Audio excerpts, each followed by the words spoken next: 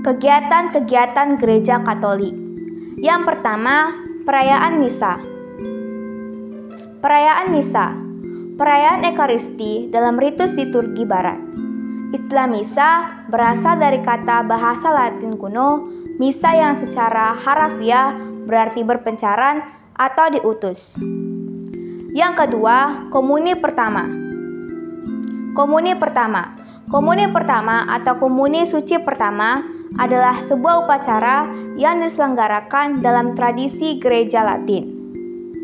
Di Gereja Katolik, komuni merupakan istilah dari bahasa Latin communio, kemudian diadaptasi ke Inggris communion. Yang ketiga, sakramen baptis bayi. Sakramen baptis bayi.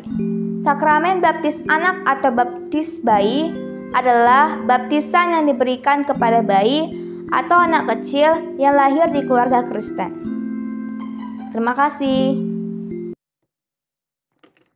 Hai Pak, saya Kevin Ichiromanik dari kelas 6 di Sabang.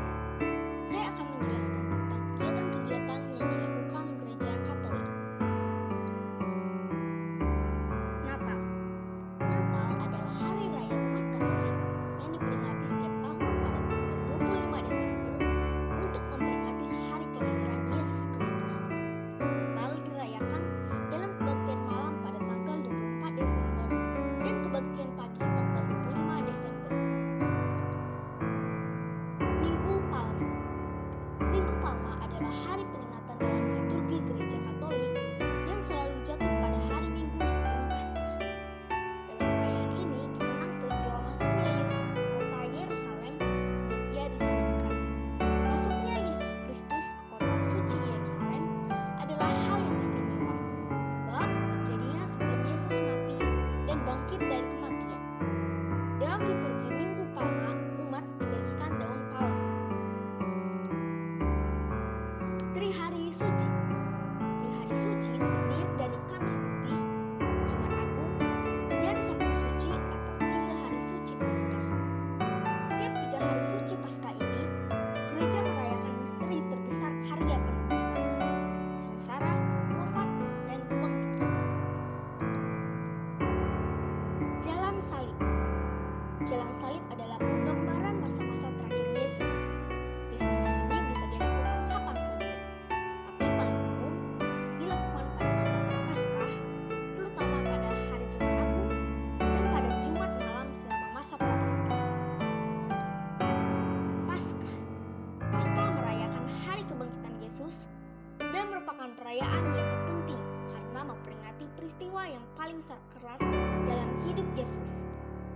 Perayaan ini juga dinamakan Minggu Paskah, Hari Kebangkitan, atau Minggu Kebangkitan. Ibadah lingkungan. Ibadah lingkungan adalah ibadah bersama yang dilakukan di setiap lingkungan. Ibadah lingkungan sangat penting untuk diadakan, karena ibadah lingkungan membentuk dan membimbing iman umat agar tetap selalu pada jalan yang dituju. Sekami. Sekami adalah sebuah wadah berhimpun anak remaja Katolik di seluruh dunia untuk membangun iman dalam Yesus Kristus. Panggilan untuk menjadi misionaris adalah panggilan setiap umat Kristen. Maka, Gereja Katolik mengajak anak dan remaja untuk bergabung dan masuk dalam sebuah serikat yang bermoto Children Helping Children atau anak menolong anak, dan misinya doa, derma, kurban, kesaksian. Bulan Rosario. Bulan Oktober ditetapkan sebagai bulan Rosario. Cara memperingatinya dengan novena 3 kali Salam Maria, doa Rosario, dan sebagainya. Kegiatan Hari Pangan Dunia atau HPS. Orang beriman Kristiani di Indonesia bersama dengan masyarakat di seluruh dunia memperingati Hari Pangan Sedunia atau HPS, yaitu setiap tanggal 16 Oktober. Gerakan HPS menjadi salah satu perwujudan iman Kristiani dalam menghargai pangan yang sehat, memuliakan lingkungan hidup yang lestari, dan menghormati petani yang menyediakan bahan pangan. Melalui HPS, gereja menumbuhkan kesadaran dan mengembangkan kesadaran akan kehadiran kehadiran Allah dalam tata kelola pangan di dunia. Pesta semua orang kudus dan peringatan arwah semua orang beriman. Setiap tanggal 1 November seluruh umat Katolik akan merayakan Hari Raya Semua Orang Kudus.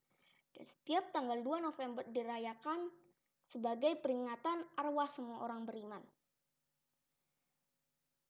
Demikianlah penjelasan saya tentang kegiatan-kegiatan yang dilakukan oleh Gereja Katolik. Terima kasih, Pak.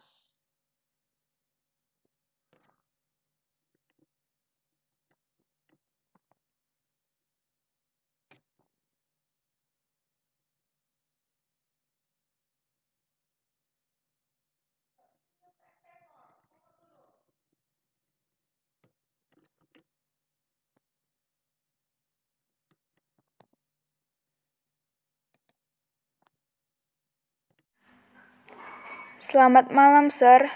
Saya Gloria Dumasari Wijaya Marpaung, nomor urut 15, kelas 6B1, akan membahas tentang kegiatan Gereja Katolik. Kegiatan pertama adalah berdoa dengan masyarakat yang tempat tinggalnya berada di lingkungan kita. Kegiatan yang kedua adalah di mana pada saat perjamuan kudus atau hari Ekaristi, pastor memecah-mecahkan roti dan kegiatan tersebut dilembagakan saat Yesus terakhir kali melakukan perjamuan malam terakhir. Nah, kegiatan yang ketiga adalah kegiatan untuk sosial. Jadi seperti membantu orang yang kekurangan. Bisa juga seperti mendonorkan darah kepada orang yang membutuhkan. Membantu orang yang kesusahan. Dan masih banyak lagi. Nah, kegiatan yang keempat ini adalah kegiatan gotong royong. Kegiatan gotong royong juga termasuk dalam kegiatan di bidang sosial, yang tujuannya bisa untuk membantu orang yang sedang mengalami kesulitan atau juga bisa untuk membersihkan lingkungan sekitar agar terlihat seperti bersih dan nyaman untuk ditempati. Misalkan, tetangga kita mengalami bencana.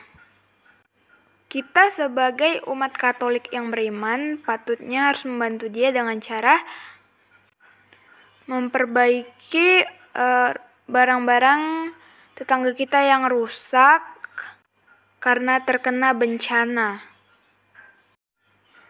Inilah keterampilan saya. Terima kasih telah menyaksikan.